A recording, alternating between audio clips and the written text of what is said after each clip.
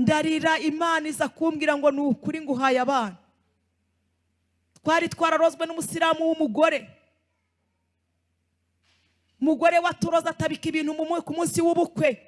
Haraba ntibakabyare, ntibagaheke, nibabyara ntibagaheke, nibakora ntibakunguka, turoga inyatsa, turoga kudahuza, ibintu byose arabituroga kandi byose biradufata. Ariko Imana yije gutabara, nta wayitanga imbere. Muri Covid abantu bose batari gukora, insengero zifunze, nibwo Imana ingarutseho irantabara. Haleluya! Isanga wa musiramu waturoza imubuza amahoro, ashatse mu Mutara n'ubu niho atuye. Imutegeka kuza gutaburura ibintu yatabitse mu rugo rwake. Araza arabitabura ku itariki 21 z'ukwezi kwa gatatu 2021 n'ejo bundi. Araza arabitabura, aho twari dutuye hafi irimbi ry'Iremera hariya Nyagatovu. Arabitaburura, kibitaburura byari bitabitse mu gasanduku k'icyuma kariho n'akagufuri. Tujya muri mukazi wanjye ajya kugacisha ku bacuzi bari haruguru y'irimbi. Arakazana turasenga, Imana irambwira ngo Fayina ndakubohoye bidasubirwaho. Turabitwika, tumaze kubitwika. Haleluya! Imana irambwira ngo agenda ufunguze konte nguha amafaranga. Imana ihamagara amafaranga, Imana igarura ubuzima. Nibwo ifuku y'isoko ry'inaha n'ejo bundi nafunguje konte kuri 28 z'ukwezi kwa gatatu. Twabitaburiye kuri 21, mfunguza konte kuri 28. Imana impamagarira amafaranga. Mu kwa gatatu kugeza mu kwa 10 yari impaye 8,000,000. Imana ikumenyeraho ibyawe byapfiriye. Ushobora gushyirwamo imbaraga bitewe n'ubutayu watinzemo, ushobora gushyirwamo imbaraga bitewe n'intambara nyinshi warwanye, ariko Uwiteka yavuze ngo araduhembura mu buryo bwose. Nawe umiriza gutya, nkabona databuja ni ikibwa kinini cyicaye mu ntebe, ntikwacinara Yesu. Noneho nigira inama yo kuririmba nkanuye. Ndavuga ni kandirimbe nkanuye. Kandirimba nkanuye ntibyabaye Getsemane, kugira ngo bitamfata. Hari ibintu byamfataga nkaguruka. Nubundi nkabona binshiye mu maso, nkabona ni ikibwa kinini, ikibwa cy'ikizungu kinini. Ayiwe data we, ndabyimba nafuhiraga icyaha mu iteraniro. Nkuka wifuye wabaga mu iteraniro Mana. Ndafureka nkajya numva ngiye kumusimbukira ngo muterure, ariko nkahita umutima umbwira uti ko waje gusaba akazi ko mu rugo n'umuteruro urarara hehe? Urarara he n'umuteruro? Nkahita ngarurwa nako kana, ariko nkagaruka nagiye. Mwuka w'Imana arantigisa ku gitero cya nyuma, kwiyumanganya birananira, nkaho nakamusimbukiye, ngira ubwenge mpita nshengera munsi y'imeza. Ntigikira munsi y'imeza, ndayizamura ku mutwe ndatigita, numvisha bituje nongera ndika, gisubiza hasi. Databuja ariko anyikanga mu uwo munsi, aravuga atabaje hano, uyu nguyu we ni kabutindi. Haleluya, haleluya torero. Imana ishimwe ko yararitse abantu benshi mu iteraniro kandi katurarikira kugira ngo twumve amagambo yayo. Imana ihabwe icyubahiro. Amazina yanjye nitwa Fayina Nyiranzeyimana, ndi umubyeyi Yesu yagiriye neza. Naturutse ku itorero rya Rukurazo, niho mbarizwa, niho nkorera umurimo w'Imana. Imana iduhana umugisha. Ndubatse, mfite umutware n'abana, nabyo nibyo gushimirwa Imana, ibihererwa icyubahiro. Naje hano rero kugira ngo tuganire ijambo ry'Imana, kubera ko Imana impamagara yarambwiye ngo nguhamagariye kunkorera. Ntabwo nari nzi icyo nzakorera Imana, ariko ndashimira Imana ko ndi mu muhamagaro. Imana ishimwe cyane. Mu mirimo nkorera Imana ndi n'umuririmbyi, ndirimba muri korali ya kabiri wacu ku itorero yitwa Gorogota. Nyobora n'icyumba cy'amasengesho, dusenga kwa gatanu iwacu. Imana ishimwe. Naje rero kugira ngo tuganire amagambo y'Imana, Imana yashyize ku mutima wanjye. Twihuse tuyasome. Dufate Bibiliya zacu dusome ijambo ry'Imana. Dusanga mu gitabo cy'Abacamanza Abacamanza ibice 15.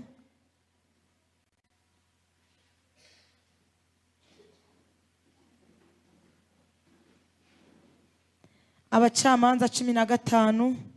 Dusome duhereye ku murongo wa 14. Haravuze ngo Abacamanza 15 paje 240 mu isezerano rya kera. Bice 15 dore ku murongo wa 14 haravuze ngo ageze Irehi Abafilisitiya bamusanganiza urusaku, maze umwuka w'Uwiteka amuzaho cyane, imigozi yari imudadiye, amaboko ihinduka nk'imigwegwe ishiririye, ibimuhambiriye biradohoka bimuva ku maboko. Nuko abona igufwa ry'umusaya w'indogobe, ararisingira aryicisha abantu 1000. Nuko Samusoni aravuga ati, erega umusaya w'indogobe, ibirundo n'ibirundo, umusaya w'indogobe mwicishije abantu 1000. Nuko amaze kuvuga atyo, ajugunya umusaya wari mu ntoki ze, kandi aho hantu hitwa Iramatirehi. Agwa umwuma cyane, atakambira Uwiteka, aramubwira ati, wadukirishije ukuboko k'umugaragu wawe, none inyota iranyica ngwe mu maboko y'abatakebwe. Ariko Imana ifukura iriba Irehi, amazi aradudubiza. Nuko amaze kunywa, umutima usubira mu nda, arahembuka. Nicyo cyatumye hahimbwa Inihakore, hari Irehi na bugingo n'ubu. Amena. Haleluya. Dusome muri Yesuwa ibice 14. Yesuwa 14. Some duhere ku murongo wa 6. Yesuwa muhindura inyuma gato paje 220. Ibice 14 duhere kuri 6. Twumve icyo Imana ivugana natwe mu ijambo ryayo. Haravuze ngo Abayuda bahera ko basanga Yesuwa i Gilugari. Mwene Yefune Umukenazi aramubaza ati, ntuzi icyo Uwiteka yatuvuzeho nge nawe? Akakibwira Mose umuntu w'Imana tukiri Kadeshi y'i Baruneya. Icyo gihe nari maze imyaka 40, twari tukiri Kadeshi y'i Baruneya. Mose umugaragu w'Uwiteka antuma kujya gutata igihugu. Bukeye ngarutse muhamiriza ibyo nari nabonye n'umutima utabeshya. Ariko bene data twajyanye bahisha imitima y'abantu ubwoba. Njyeweho nomatanye n'Uwiteka Imana yanjye rwose. Maze uwo munsi Mose ararahira ati, nukuri igihugu wakandagiyemo kizaba gakondo yawe n'iy'abana bawe iteka ryose, kuko womatanye n'Uwiteka Imana yanjye rwose. Nuko Kalebu arongera aravuga ati, kandi dore Uwiteka yatumye mara iyi myaka 45 nk'uko yavuze, uhereye igihe Uwiteka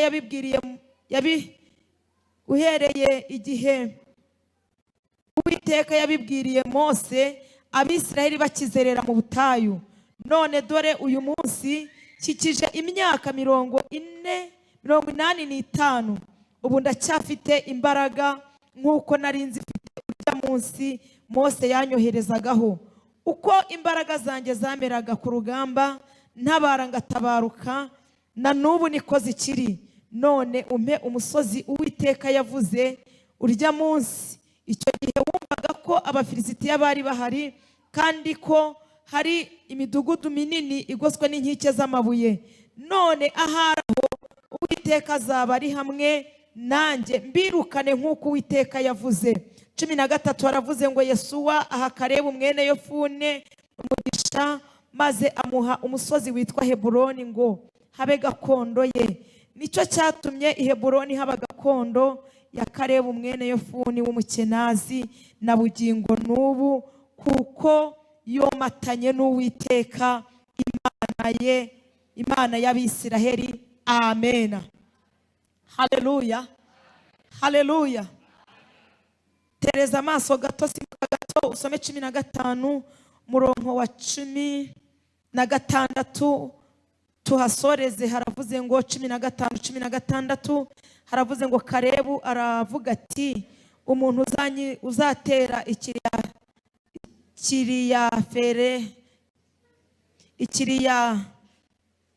Tiseferi akahanesha, nzamushyingira umukobwa wanjye Akisa.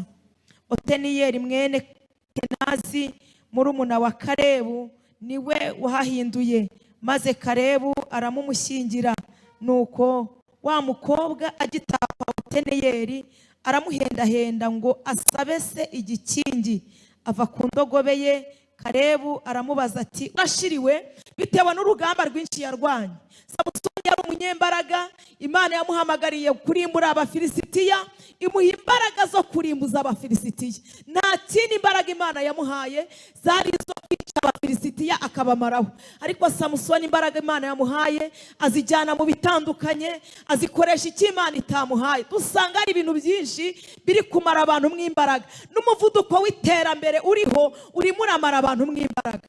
Abantu bararaga basenga bakagira ibihe byo kwinginga Imana, ariko umwanya munini uri kuri Facebook, uri kuri WhatsApp, uri kuri YouTube, abantu batakarije imbaraga. Ibihe byo gusenga biri gutakarira aho ngaho, umuntu akaza gusenga kubita umutwe. Mwami Yesu turagushimiye ko wadufashije, ukomeze ukuturinda, turakurinze, mbese ukabicurikiranya bitewe naho watinze. Ariko abakera batindanaga n'Imana, umwanya ukawufata usoma Bibiliya. Bibiliya yarasimbuwe n'ibinyamakuru, yasimbuwe n'iterambere. Imana idutabare. Imana yambwiye ngo abantu benshi barimo baratakaza imbaraga, ariko Imana iracyafite gahunda yo gutanga imbaraga nshya mu itorero ryayo. Haleluya! Kandi nawe urazikeneye nk'uko nanjye nzikeneye. Nawe urazikeneye. Nanjye iyo ninyeganyeje nsanga izo nari mfite kera atari zo ngifite. Kera twarasengaga tukagira ibihe byo gusenga, ariko reka zinatakare, reka imbaraga zimenagurike. Aho twakuriye imbaraga hose Abafilisitiya barahahagaze. Twabaga mu bihuru, tukaba mu misozi, tukarara mu nsengero duhendahenda Imana. None aho twararaga hose ntabwo bikiri gukunda. Niyo mpamvu imbaraga zashiranye abantu. Ariko ijambo ryarambwiye ngo abazi Imana yabo bazakomera. Nibamara gukomera, abo bantu bakora iby'ubutwari. Haleluya! Shaka gutinda kuri iri jambo dusomye muri Yosuwa. Uyu ni umugabo witwa Kalebu. Uyu mugabo witwa Kalebu yomatanye n'Imana y'Abisiraheli. Bibiliya itubwira ko Kalebu atari umwisiraheli, ahubwo ngo yari umukenazi, ariko ngo yomatana n'Imana y'Abisiraheli. Akajya yitegereza uburyo Imana ikorana n'Abisiraheli by'imbaraga, kuko mu bantu bahagurukanye n'Abisiraheli mu Egiputa Kalebu yari arimo. Ahagurukana n'Abisiraheli amaze kubona imirimo n'ibitangaza Imana ikoze. Ibyago byateye mu Egiputa Kalebu yarabirebaga, akitegereza uburyo kibitageze i Gosheni, kuko ariho Abisiraheli bari batuye. Akavuga ati ibi nabyo binteye kwikomeza ku Mana y'Abisiraheli. Haleluya! Kalebu uyu mugabo ngo yomatana n'Imana y'Abisiraheli, bahagurukana n'Abisiraheli mu Egiputa, inyanja itandukanamo kabiri. Kalebu yarabirebaga akavuga ati iki nacyo Imana ikoze kinteye kwamatana n'Imana y'Abisiraheli. Bakomeza urugendo rwo mu butayu. Bibiliya itwereka ko bakimara kwambuka inyanja ngo bararirimbye barahimbaza, bagira umwuma, bagira icyaka, ngo bahita batura ahantu hitwa mu butayu bw'Ishuri. Bibiliya iratubwira ngo Mose agendesha Abisiraheli urugendo, ngo bahita bagera mu butayu bw'Ishuri, urugendo rw'iminsi 3. Ngo bahageze babura amazi, kuko aho hantu bari bageze hitwaga Imara. Amazi yaho yarashariraga cyane. Abisiraheli bagiye kunywa, ngo amazi bumva arasharira, barataka bavuza induru uti Mose we turanywa iki? Imana ibwira Mose ngo fata igiti ugiteme ugiterere muri ayo mazi. Ngo agitereye mu mazi, amazi aba mazima, baranywa bashira inyota. Kalebu aravuga ati Imana ihindura ibirura kuryoha, nzakomeza nomatane nayo. Haleluya! Ngo baragenda, Imana ibona itabagumisha imara, irabimura batuza mu irimu. Ngo bahasanga amasoko 12 n'imikindo 70. Banywa kuri ayo mazi, babamba amahema kuri ayo mazi, bakajya basoroma imbuto z'imikindo, barisiga baracya, bagarura isura bitewe n'ukuboko kwiza kw'Imana. Ibyo nabyo bibera Kalebu igitsika mutima. Kandi natwe ab'iki gihe dufite ibintu bituma tutava ku Mana. Hari aho twagiye tugera bisharira, Imana ikabihindura kuryoha. hari aho twageze ubuzima buradusharirira butubera uburure, ariko Imana igenda ishyiramo inyorosho bugacya dufite andi mashimwe atandukanye nayo twari dufite. Abantu Imana yahinduriye amateka. Haleluya. Urebye usubije amaso inyuma wasanga ukuri none uko umeze biruteje. Uko umeze none biraruteje. Ejo hawe uharinganije na none wavuga uti byibura none. Haleluya. Kalebu ngo yikomeza ku Mana y'Abisiraheli, aravuga ati iyi Mana y'Abisiraheli ndabona ariyo Mana ishoboye. Imana ibakurira amazi mu gitare mu butayu. Kalebu yari ahari aravuga ati iyi Mana ikura amazi mu ibuye niyo Mana nzikomezaho. Barakomeza n'urugendo rurerure n'inkuru ndende, baza kugeraho Mose akenera abo kujya gutata igihugu. Ngo akenera abantu bajya gutata igihugu cy'Ikanani. Ngo atoranya abagabo 12. Ariko muri abo bagabo 12 yatoranije abona Kalebu nawe ingeso ze n'ubuhamya bwe biramuhesha kujya gutata igihugu. Nawe ngamushyira muri abo bantu nubwo atari umwisiraheli, ariko yari afite ubuhamya bwiza. Nawe ngajyana n'abandi bajya gutata. Ngo Kalebu na Yesu wabageze mu gihugu baraganira baravuga bati ntituzajyana amakuru gusa, ntituzajyana amagambo gusa, dushaka uburyo duca abanaki muri humye, dushaka ibihamya tuzereka Abisiraheli tubabwire ko igihugu gihari kandi gifite n'umweru ugaragara. Ngabandi 10 baragenda batata igihugu bagaruka bihuse, ariko ngo bazana inkuru y'inshamugongo bayizanira iteraniro ry'Abisiraheli. Kalebu na Yesu basigara bashaka ibihamya, ngo bamaze kubirundanya ngo bahanyura amaseri y'amakomamanga, bahanyura amaseri y'inzabibu, babizana ku rutugu babihetse. Baravuga ngo ntabwo tuzabwira Abisiraheli amagambo, tuzabereka ko igihugu Imana itujyanyemo gifite umwero. Haleluya. Ngo bageze mu iteraniro babandi 10 baje mbere, ngo bahisha imitima y'abantu ubwoba. Barababwira ati Mose we, igihugu nibyo kirahari, gifite n'umwero twakigezemo. Hari muririmbyi yaravuze ngo mfite ibimenyetso birenga kimwe binyemeza yuko Imana izangirira neza. Ushingiye ku bintu Imana yakoze rata ntibigutera ubwoba iby'urugucamo. Iyo yakoze bya bintu n'ibindi zabikora. Iyo gukijije rwa rupfu rukomeye iracyakomeje kuturokora, kandi twiringiye ko izakomeza no kuturokora abantu Imana yarokoye. Haleluya. Mose ngabona Kalebu na Yesu barahingutse bafite amakomamanga, bafite n'amaseri y'inzabibu. Ngo batereka hasi basanga abantu barimo bararira baraboroga. Barabaza bati habaye iki? Bata abantu bazanye inkuru y'inshamugongo. Baravuga bati mureke natwe tubabwire, nibyo koko igihugu kirahari twakigezemo. N'abanaki bababwiye nabo barahari, kandi koko ni barebare pe. Natwe tubageze imbere twibonye tumeze nk'inzige, ariko baravangwa niba Uwiteka twishimira. Haleluya. Niba Uwiteka twishimira, abagabo barebare tuzabarya nk'uko umuntu arya iki? Umutsima. Ubundi gahunda ni ukwishimirwa n'Imana. Haleluya. Ngo Mose umutima ururuka, abantu bose baratuza mu iteraniro. Mose ngo umwuka w'Iteka ahitamuzaho, ngo ahita hanurira Kalebu, aramubwira ngo nubwo icyo gihugu wakandagiyemo kitagikwiriye kuba gakondo yawe, ariko kubera inkuru y'ihumuruzanye kizaba gakondo yawe n'iy'abana bawe iteka ryose. Kalebu ahitaga abantu ubwami. Haleluya. Kubera ko yavuze Imana neza. Ubundi Imana ikeneye abantu bayivuga neza. Muri iki gihe ni ikeneye abantu basirimba cyane, Imana ikeneye abantu bayivuga neza.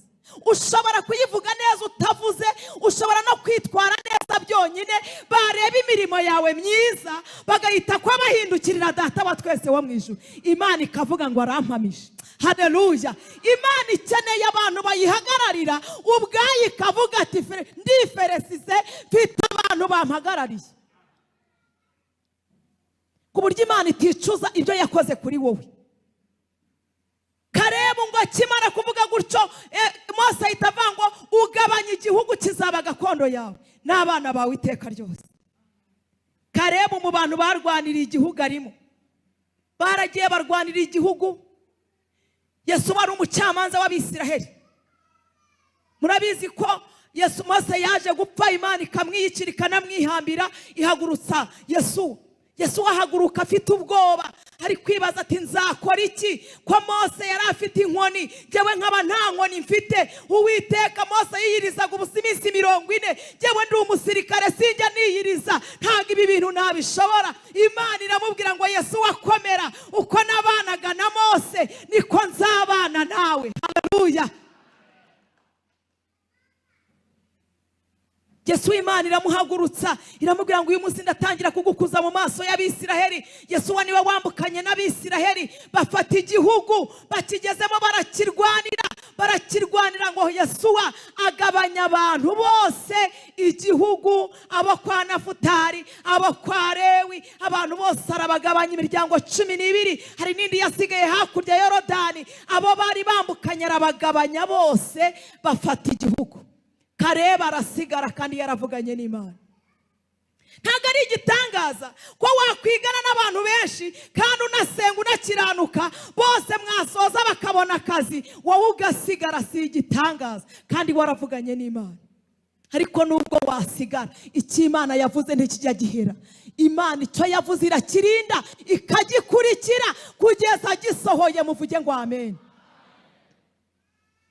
Karebu arasigara, baragenda bafata igihugu, barahindura, baratunga, baratunganirwa. Karebu ngaza kwicara aravuga ati ariko ubu mfana amasezerano naravuganye n'Imana. Ngo yigira inama yo guhaguruka, niyo magambo dusomye. Arahaguruka asanga Yesu w'igirugayi, ngamugeza imbere, aramubwira ati ntuzi icyo Uwiteka yatuvuzeho? Ariko muri iri teraniro hari abantu bavuganye n'Imana, bavuge ngo amen. Ati ntuzi icyo Uwiteka yatuvuzeho? Turi Kadeshi y'Ibaruneya. Yesu ngo ari yamuyobewe, haramubwira ati ndi Karebu. Karebu kubera kuba mu butayu, kubera kuba mu buzima bubi, yari yarakubiswe ameze nabi. Yesu yari yarasubijwe ari mu bisubizo, aramwibagirwa, aramuyoberwa. Si igitangaza ko abantu mwabanye bakuyoberwa ndetse cyane, banakwibagirwa ukisobanura ndetse cyane.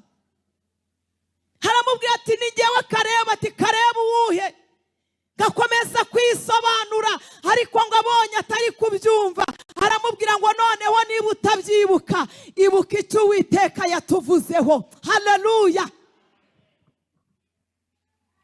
Akakinyuza mu mukozi w'Imana Mose. Icyo gihe twese, nawe namwe mwese Abisiraheli, twari tukizerera mu butayu. Ntawagiraga inkweto, ntawagiraga konte, twese twari tukizerera mu butayu. Twese byari bikimeze nabi. Imana inyura muri Mose iramubwira ngo igihugu nakandagijemo ibirenge kizaba gakondo yanjye n'iy'abana banjye iteka ryose. Ngakivuga ayo magambo, Yesu aramwibuka. Haleluya. Aramubwira ati Karebu we, nibyo koko Mose yabivuze numva, Imana yabivuze mpari nanjye, ariko uje impitagihe, uje byararangiye. Ubu igihugu cyose ureba twarakigabanye, nta butaka budafite nyirabwo, nta nzu idafite ibyangombwa, nta kibanza kitagira ibyangombwa, ahantu hose barahafite. Nta biro n'imwe iticayemo umuntu, ofisi zose, intebe zose bazicayemo, ahantu hose barahafite. None uje impitagihe, ubu se urabigira uti? Yesu Kareba aramubwira ati ariko nubwo nje iki gihe ariko ngewe mfite icyo Imana yamvuzeho. Abantu bavuganye n'Imana. Amen. None se siko bimeze? Muri iki gihe hari inzu idafite ibyangombwa, hari ikibanza kidafite nyiracyo, uvuga uti nicyo nzafata. Abantu Imana yabwiye amazu, abantu Imana yabwiye akazi, mugira ngo hari ofisi nimwe iticayemo abakozi. Ahantu hose barahari, ahantu hose barahari. Ibibanza byose biracururizwa, amaduka yose afite ba nyirayo. Ariko niba Uwiteka kwishimira, haleluya, icyo yavuganye nawe kizasohora. Aramubwira ati uje nabi rwose, butaka bwose twarabufashe. Aramubwira ati ubu ndeba nararwanye ndananirwa, twasanze mw'abanaki b'abanyembaraga. Icyakora handi mahirwe mwasigaye. Hari umusozi utuyeho umunaki ukomeye, twararwanye turaruha, dufata umwanzuro wo kumureka ngo duturane. Twararwanye turaruha, ndavuga nti nimumureke duturane, uwo ntacyo azadutwara. Uwo musozi none nawe ndabona waratagangaye, ndabona warashaje nkurebeye inyuma, ntabwo washobora kumurwanya, natwe twarananiwe. Karebu aravuga ati icyo mfuye kumenya nuko uwo musozi uhari udafite nyirawo. Haleluya. Amuha ubuhamya, aramubwira ngo reka nguhe ubuhamya. Imbaraga nari mfite cya gihe ntabara mfite imyaka 40 ngatabarukana amahoro, nizo ngifite n'uyu munsi kikije imyaka 85. Imbaraga nari mfite kirya gihe n'uyu munsi nizo zigihari. Haleluya. Wowe mpereza gakondo yanjye, ibintu bindekere. Habwa ati ntundebere inyuma n'izuba ryo mu butayu. Uzi ko umuntu ashobora gukubitirwa mu buzima bubi, ariko imbaraga zo mu mutima zigihari. Utamunywesha inzoga ngo abyemere, utamukoresha icyaha ngo abyemere, kubera iki imbaraga zo mu mutima ziracyari. Ufite n'abandi bageze ibwami babaye nka Dawidi, birengagije igihe cyo gutabara, barimo bararya baranywa, bibereye mu kimanuka. Imana idutabare. Mukristo ageze mu nzu, mu nyumba nziza kwa Musobanuzi, igitabo cy'umugenzi kitubwira uburyo Mukristo ngo bamweretse ibimugirira umumaro, ngo hamara iminsi 3 bamwereka ibimugirira umumaro. Bamwereka intwara batubanjirije barwanishije, ibibindi n'amakondera, imyambi n'inkoni ya Mose, byose byari byarabitswe. Barabimwereka, bamwereka n'umuhumetso wa Dawidi. Ngo agiye kugenda baramubwira bati buretse nawe tuguye intwaro. Baramufureba, bamwambika intwaro, bamuha amazi mu gacuma, barayamutwaza n'iseri ry'inzabibu, ariko bamuha abakobwa 2 bo kumuherekeza. Bamuhereza umukobwa witwa Mwirinzi, bamuhereza n'undi witwa Mwigengesero. Baramubwira bati nimumuherekeze Mukristo mwiza, ahantu agiye kunyura haramanuka cyane. Ngaba bakobwa baherekeza Mukristo, ngo kuko hamanukaga cyane, Mukristo ngagakandagira kanda kwikubita hasi, ngo yakandagira agatsikira kanda kwikubita hasi. Haravuga ati Mwirinzi we, Mwigengesero we, narinzi ko ahantu haterera ariho havuna, none hamanuka haravuna kurenza haterera. Baramubwira bati nibyo Mukristo, ahaterera hararinda. Niyo utashobora kwirinda wowe ubwawe, umusozi uri guterera wakurinda. Ariko hamanuka, mu kimanuka, abirinda mu kimanuka ni bake. Niyo mpamvu intumbi nyinshi ziri mu kimanuka. Mu bisubizo niho Imana iburiye abantu. Abavunagurika benshi bavunagurikiye mu bisubizo. Imana itugirire neza. Ugiterera gihendahenda Imana imuha amafaranga yo kwishyura inzu, ntiyayabona ngo ajye kuyagura indaya. Ariko Uwimana yayahaye abantu benshi baguye basubiye inyuma, bababaje Imana. Ni abantu Imana yagiriye neza. Ariko Imana idutabare, iturinde gushira mu imbaraga zituma duhemukiwe watugiriye neza. abakiri hano, iby'abera bahawe rimwe kugeza iteka ryose, nukubirwanirira. Ibi bintu by'agakiza ni intambara, nukurwana, nutarwana urabigwamo, nutarwana Satani arakwica, nukubirwanira kandi ku manywa na nijoro. Kalebu ngo ararwana, yirukana Abanaki, afata Heburoni yiwe, nawe arananirwa ku munota wa nyuma. Ananiwe atanga itangazo, aravuga ati umuntu uzanyirukanira uyu mugabo w'Umunaki nzamushyingira umukobwa wanjye witwa Akisi. Turwana n'ibyo ushoboye, ibyo udashoboye Imana izazikurwanirira. Haleluya, haleluya.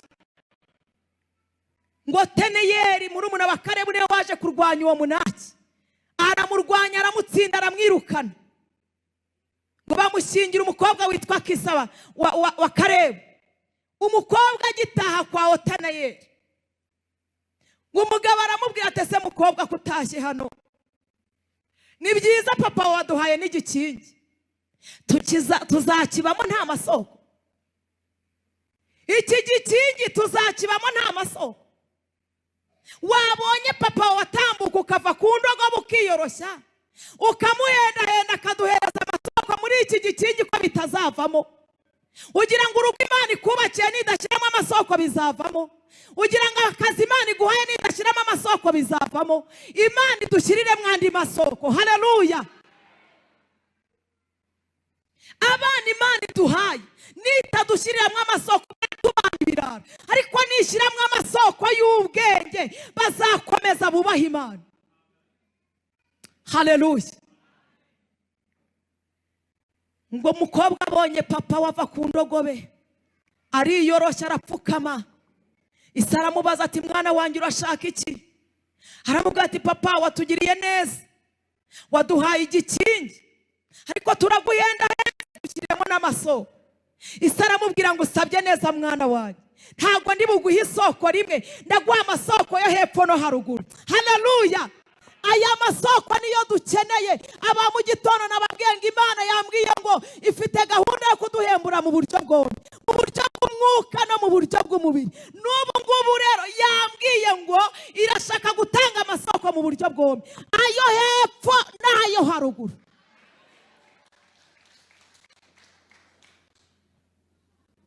Haleluya. Amasoko yo hepfo ni imigisha y'inaha igaragara,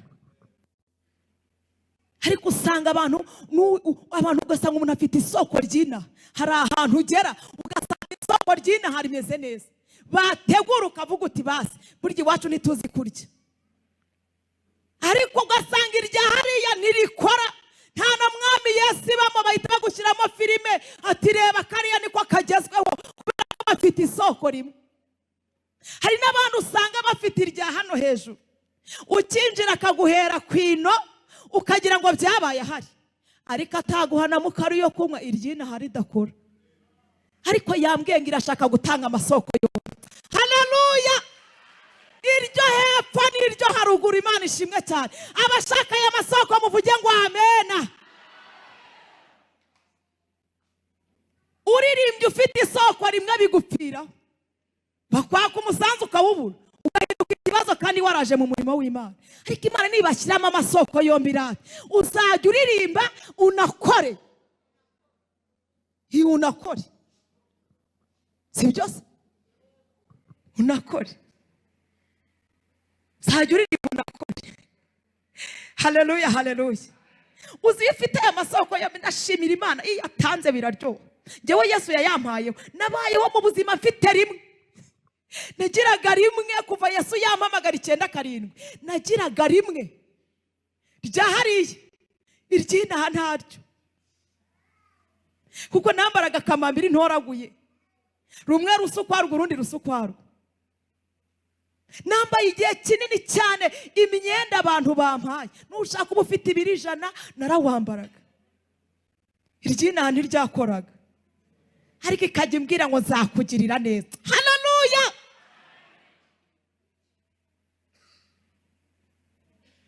Haba mu gitondo nababwiye ngo nakoraga akazi ko mu rugo, mpembwa 3,000, ariko nkagwiza imbaraga z'umutima. naciye mu bintu byinshi bikomeye byari gutuma ubugingo buhasigara, ariko Imana ikangwiriza imbaraga z'umutima. Ba mu gitondo nababwiye urugo Imana yasohoyemo si urwo rwonyine. Inzu Imana yasohoyemo imbwiye ngo irangira mine yigenze. Narahuye n'umuntu washiriwe kandi aba mu nzu y'Imana. Abantu bajya bashirirwa kandi bakiba mu nzu y'Imana bagiterana. Umuntu akarangira kandi akiterana ku cyumweru, ariko akarangira. Gusambana akabigira umwuga kandi aba mu nzu y'Imana.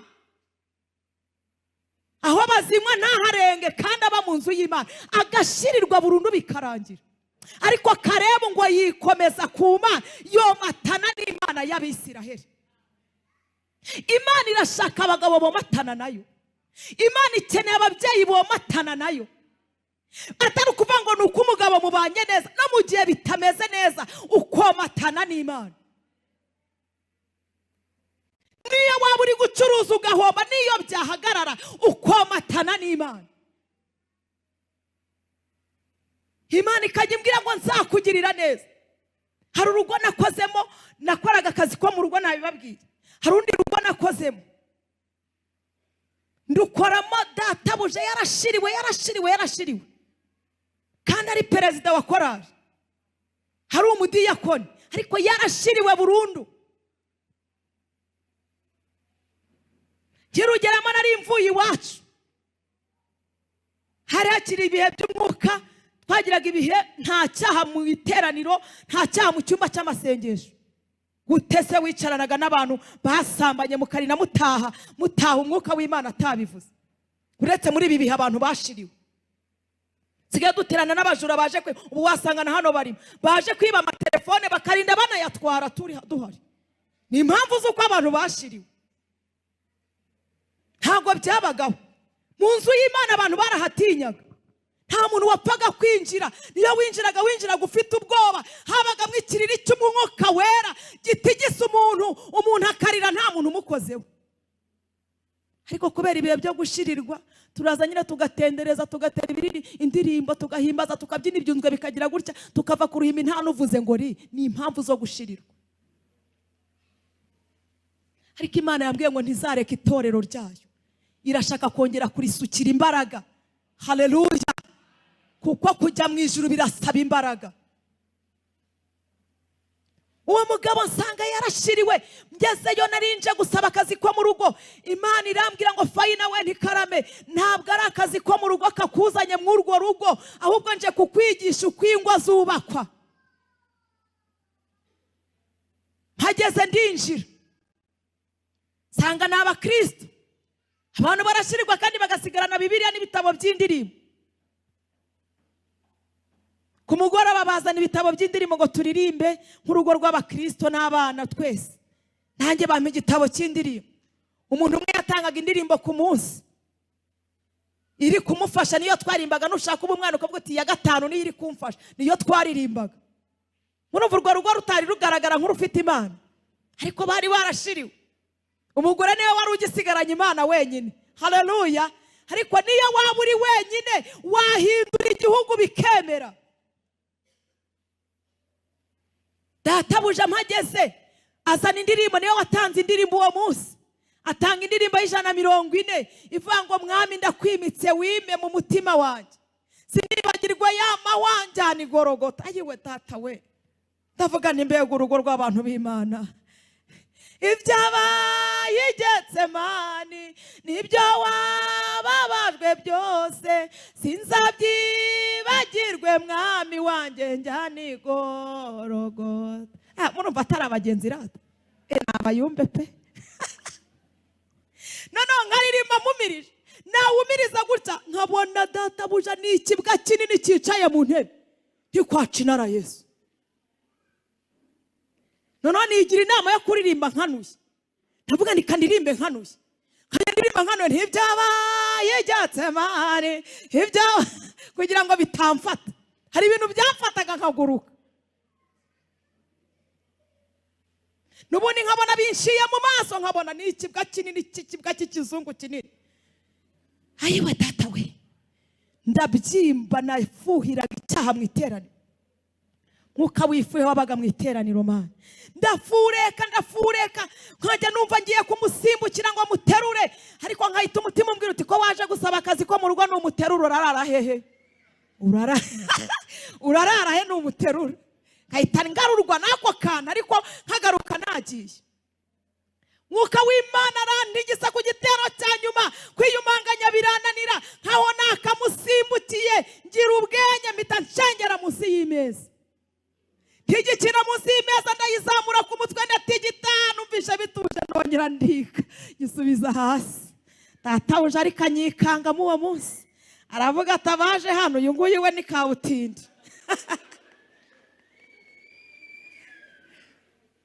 Sanga mabuja amaze iminsi ibiri asenga, abwira Imana ngo Mana wamfasha ukampa agakozi kameze nk'akakaja ko kwa Namani kazabasha kuvumbura ibibembe by'uyu mugabo.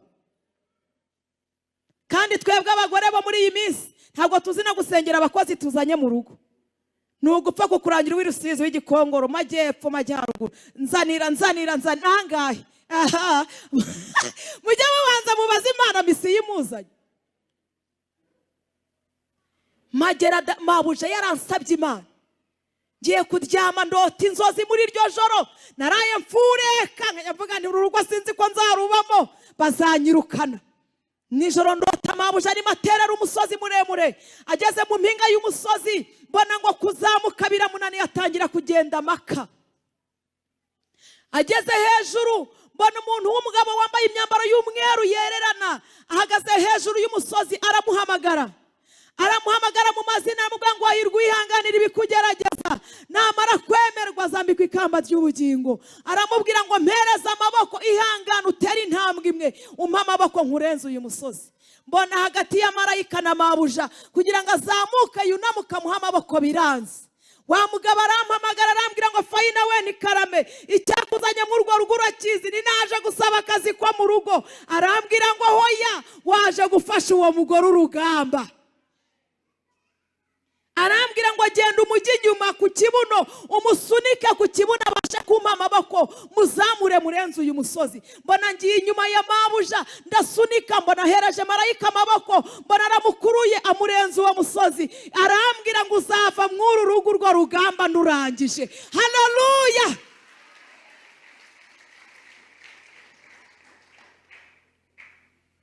Twararurwananye. Mabuja yajyaga aza akansanga, naryamaga ku gitanda cyo hejuru, akambwira akankomanga tukamanuka nabyutse mubwira izo nzozi. Arambwira ngo Imana ishimwe, Imana iransubije. Yajyaga aza akankomanga tukazamuka tukajya muri tuwarete tugasenga, tugatinda muri tuwarete. Databuja agasohoka agasanga twatinzemo, akavuga ati ko mwahezemo. Mabuja agahita avuga ati nagize ikibazo cyo mu nda, ati ndi gusohoka bikamera nati yababa, ati n'ubu nimeze nabi kandi twarimo dusenga. Haleluya! Imana ikeneye abantu bomatana n'Imana. Imana yaje kururangiza. Databuja inshuro zirenga 3 yashakaga ko turyamana. Yazaga kurya saa 6 mabuja atazi, kandi nirigwanaga n'akana k'amezi 6 turi babiri mu gipangu. Akaza saa 6 akangerageza, akambwira ngo terura ibyo bisororo binzanire mu cyumba. Kahita numva ijwi rimbwiye ngo ni umutego.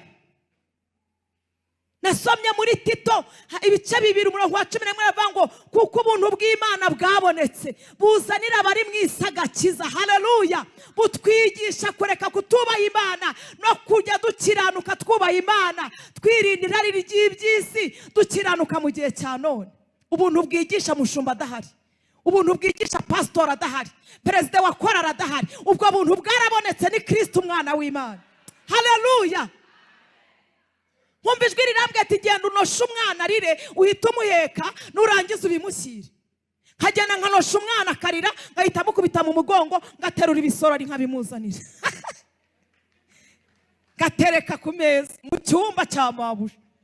Akandeba atese kujwetse umwana. Ntuyu mwana iyo mubyutse iruhande ararira. Ngo genda mva imbere, nkongera nkagera. inshuro eshatu zose ngerageza bikanga. Kubera iki? Imbaraga z'umutima. Iyo hataba imbaraga z'umutima ari kumera nk'uko abandi bamera. Ariko wowe reba ukuntu wagiye ubigenza muri geto, uko byagiye bigenda. Imana idutabare. Imana yambwiye ngo irashaka kuduhembura mu buryo bwombi, mu buryo bw'umwuka no mu buryo bw'umubiri. Umuntu uzi ko yatakaje imbaraga mu buryo bw'umwuka, ntabwo ijuru warigera mumeze gutyo, ntabwo iri juru turirimba warica n'umutaru. Birasaba ko ugomba kubanza kwemerera Imana intege nke zawe ikakweza kugira ngo tuzabone kugera mu ijuru. Hari ikindi, ibyinaha nabyo hari imbogamizi zatuma utabisingira. Karebu yabonye gakondo kubera ko yomatanye n'Uwiteka. Akandeba akambwira ati mva imbere, oshi genda. Gahita ngenda. Nyuma ku munota wa nyuma abonye bimuyobeye, arambwira ngo uzasezere uve muri uru rugo, urambangamira. Urambangamira, uzave muri uru rugo, tuguhemba n'amafaranga make kandi umaze gukura. Nujya gushaka icyo ucuruza, niyo wacuruza agataro bizakugirira umumaro. Ariko nduvamo Imana isohoje icyo yavuze. Imana irangije rwa rugamba, asabye mabuja imbabazi, ibintu byose yamukoreye, ibintu byose bigiye ku murongo. Imana irambwira ngo icyo nakuzaniye kirarangiye, genda ujye kwiga, ngiye kukwigisha kuba mu ngo z'abandi, wiga uko inzara iryana. Imana ihita imvana muri urwo rugo injyana mu zindi ngo z'abandi, njya kwiga uko inzara iryana abantu batetse. Mureke dusenge, mureke dusenge. Gira ubuhamya bwinshi. Bumwe nagiye nabuvuzeho kuwa kane. Imana yanyigishije ibintu byinshi, ariko uyu munsi yambwiye ngo irashaka guhembura abantu, kandi irashaka kuduhembura mu buryo bwombi. Irabizi ko ari abantu bashiriwe mu buryo bw'umufuka, mu buryo bw'imibereho bashiriwe. Irabizi ko n'abandi bicaye mu iteraniro mu buryo bw'ubugingo barashiriwe.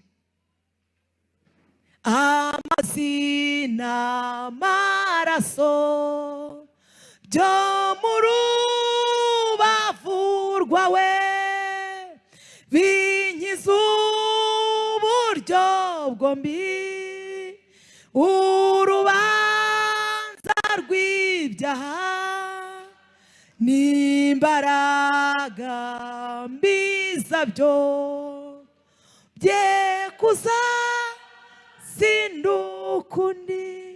Haleluya, haleluya. Ndashaka ko dusenga. Mu bantu bari barashiriwe batagira isoko y'inahambamo, kurya ari ibibazo, kwambara ari ibibazo, nambaraga imyambaro mpawe n'abantu. Njyaye abana 8, 2 ba mbere barapfuye, nkajya njya kubyara ngatahana sirikeye, nkajya gushyingura, kandi naravuganye n'Imana ko ari inyubakiye urugo impaye abana. Ndarira, Imana iza kumbwira ngo ni ukuri nguhaye abana. Twari twararozwe n'umusiramu w'umugore. Umugore waturoza atabika ibintu ku munsi w'ubukwe. Hari abantu ntibakabyare, ntibagaheke, nibabyara ntibagaheke, nibakora ntibakunguka, turoga inyatsa, turoga kudahuza, ibintu byose arabituroga, kandi byose biradufata. Ariko Imana yije gutabara, nta wayitanga imbere. Muri Covid abantu bose batari gukora, insengero zifunze, nibwo Imana ingarutseho irantabara. Haleluya. Isanga wa musiramu waturozi mu buza amahoro, ashatse mu Mutara n'ubu niho atuye. Imutegeka kuza gutaburura ibintu yatabitse mu rugo rwacu. Araza arabitabura ku itariki 21 z'ukwezi kwa gatatu 2021 n'ejo bundi. Araza arabitabura, aho twari dutuye hafi irimbi ry'Iremera hariya Nyagatovu. Arabitaburura, kibitaburura byari bitabitse mu gasanduku k'icyuma kariho n'akagufuri. Tujya muri mukazi wanjye ajya kugacisha ku bacuzi bari haruguru y'irimbi, arakazana turasenga. Imana irambwira ngo Fayina ndakubohoye bidasubirwaho. Turabitwika, tumaze kubitwika. Haleluya. Imana irambwira ngo genda ufunguze konte nguha amafaranga. Imana ihamagara amafaranga. Imana igarura ubuzima. nibwo ifuku y'isoko ry'inahane. Ejo bundi nafunguje konti kuri 28 z'ukwezi kwa gatatu, twabitaburiye kuri 21, mfunguza konti kuri 28. Imana impamagarira amafaranga mu kwa gatatu kugeza mu kwa 10 yari impaye miliyoni 8. Imana ikumenyeraho ibyawe byapfiriye. Ushobora gushyirwamo imbaraga bitewe n'ubutayu watinzemo, ushobora gushyirwamo imbaraga bitewe n'intambara nyinshi warwanye, ariko Uwiteka yavuze ngo araduhembura mu buryo bwombi. Imana impa amafaranga. Nababwiye ngo yantumye umusaza w'umupasitori uvuye i Gisenyi, arambwira ngo Imana iravuze ngo ngiye kuguterera urudodo, urwo rudodo uzajya urusora mufite registre. Hajya nyabarwa icyo Imana ivuze, uzajya ujya kurusora mufite registre.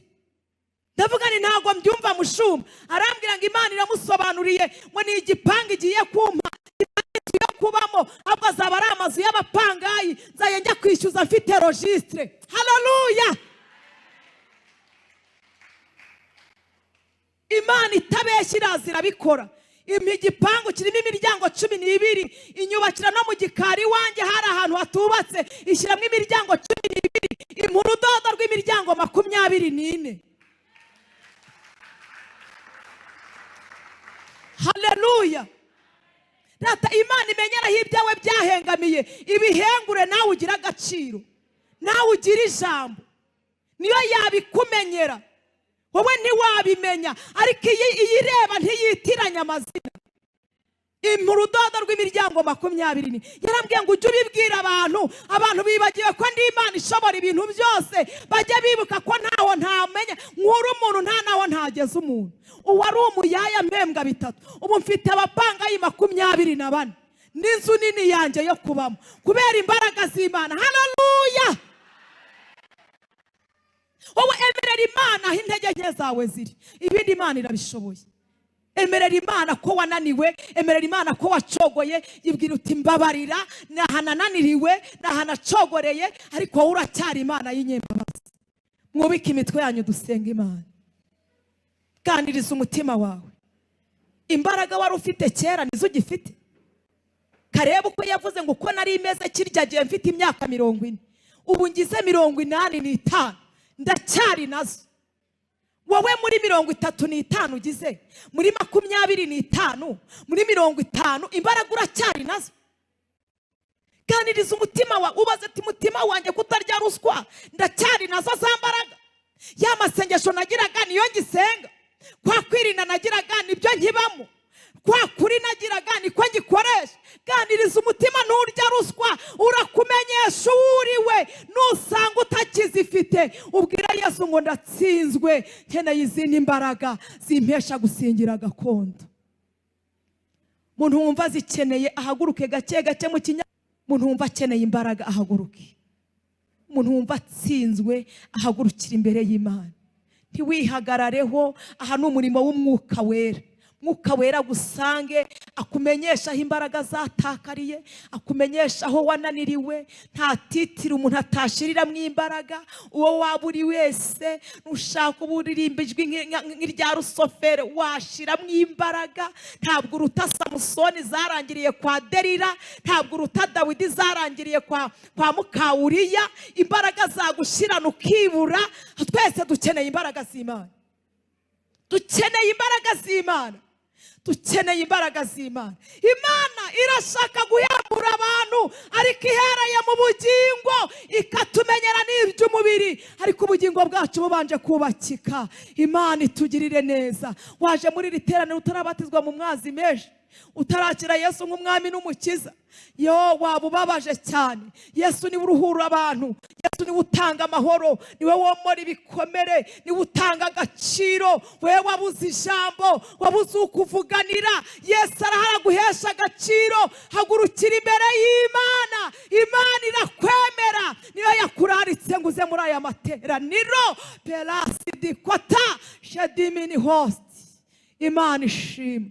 wahoze uri umukozi w'Imana, uba mu nzu y'Imana, ukora n'imirimo y'Imana, umwanzi aragusahura. Dore ko nta kindi cyazanye Satani ukwiba, kwica no kurimbura. Akwiba iby'ubugingo buhoro buhoro, akumaramo imbaraga. None usigaye umeze ukumeze, n'inzozi zawe zerekana ko washiriwe, amaso yawe asigaye yerekana ko washiriwe, imyambarire ufite yerekana ko washiriwe. Ongera ubwire Yesu ngo nkwikubise imbere, ongera ungirire imbabazi n'ibambe. Imana idutabare.